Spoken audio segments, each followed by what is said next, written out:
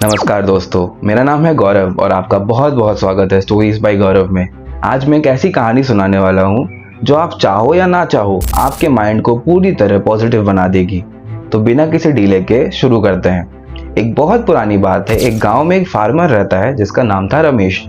रमेश गरीब था, मेहनती था, मगर वो खुश बहुत रहता था।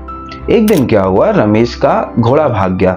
तो रमेश के पड़ोसी आते हैं और कहते हैं तुम कितने बदनसीब हो, हमारा घोड़ा भाग गया। तो रमेश कहता है कि मैं नसीब वाला हूँ या बदनसीब हूँ, कौन ही जानता है। कुछ दिन बाद रमेश का घोड़ा वापस आ जाता है, अपने साथ 5-6 घोड़े लेके, जंगली घोड़े। तो वो पड़ोसी फिर से आते हैं और बोलते हैं वाह तुम कितने नसीब वाले हो, तुम्हारा घोड़ा तो गया मगर अपने साथ 5-6 घोड़े और लेके आ गया, तुम्हारा तो प्रॉफिट ही प्रॉफिट है। फिर रमेश कहता है कि मैं नसीब वाला हूँ या बदनसीब हूँ, कौन ही जानता है। कुछ दिन बाद उनका बेटा उस जंगली घोड़े का सवारी कर रहा होता है। जंगली घोड़ा उसे गिरा देता है, उसका पाँव हो जाता है फ्रैक्चर होने के कारण वो 2-3 महीने तक बेड रेस्ट में रहता है। फिर रमेश के पड़ोसी आते हैं और उसे कहते हैं कि तुम तो कितने बदनसीब हो, हमारा बेटा गिर गया, उसके पाँव टूट गए। फिर रमेश कहता है कि मैं नसीब वाला हूँ या बदनसीब, कौन ही जानता है।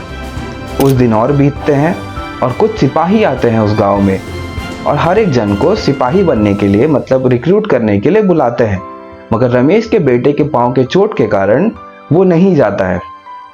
तो फिर रमेश के पड़ोसी आते हैं और कहते हैं कि तुम कितने नसीब वाले हो, हमारा बेटा तो बच गया, हमारे सारे गांव के बेटे लोग को जाना पड़ गया सिपाही बनने के लिए। फिर रमेश कहता है कि मैं नसीब वाला हूँ या बदनसीब, ये कौन ही जानता है। तो इस कहानी से हमें ये समझ में आता है कि आपके लाइफ में कितना भी कुछ नेगेटिव हो रहा हो, अपने आपको आप कितना भी अनलकी मान लो, मगर आपके साथ जो भी हो रहा है वो आपको फ्यूचर में कुछ अच्छा आउटकम देने के लिए हो रहा है। और इसका रियल लाइफ एग्जांपल है अमिताभ बच्चन। 1980 के टाइम पे जब वो डेब्यू किए थे, उनका एक्टिंग करियर शुरू हुआ था, उस समय उन्होंने मल्टीपल फ्लॉप्स दिए। तो लोग कहते थे कि इनसे एक्टिंग होगा नहीं, किसी काम के नहीं है, वो हीरो वाली बात नहीं है।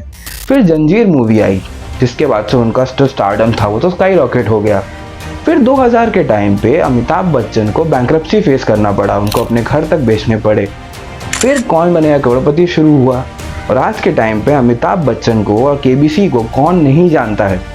तो इससे हमें ये समझ में आता है कि लाइफ में आपके साथ कितना भी कुछ बुरा हो जाए, मगर लाइफ एक कॉन्स्पिरेसी बना रहा है कि फ्यूचर में कैसे आपको एक पॉजिटिव रिजल्ट दिया जा सके। अगर आपको ये वीडियो अच्छा लगता है तो वीडियो को लाइक करिए, शेयर करिए और ऐसे और वीडियोस के लिए मेरे चैनल को सब्सक्राइब कर दीजिए।